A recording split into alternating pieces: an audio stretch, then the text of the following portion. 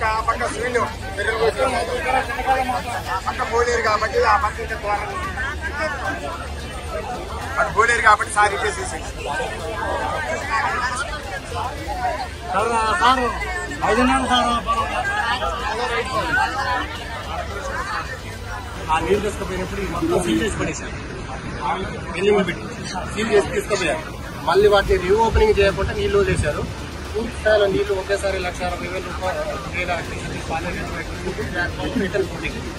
ఈ వాటర్ ఇటు ఈ వాటర్ ఇటు దగ్గరలో ఉండబట్టి 2 గంటలు ప్లాస్టిక్ ఎస్కేప్ ఛానల్ ఓపెన్ చేసి ఉంటే ఇంకా ప్రెజర్ వెళ్ళిపోయేది.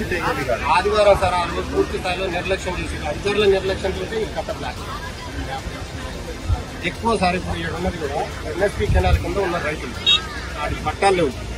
పూర్తిగా 2 ఎకరాలు 3 ఎకరాలు 4 ఎకరాలు ఉన్న రైతులే పూర్తి స్థాయిలో దెబ్బతింది. ఇప్పుడు చూశారు సార్ ఫీల్డ్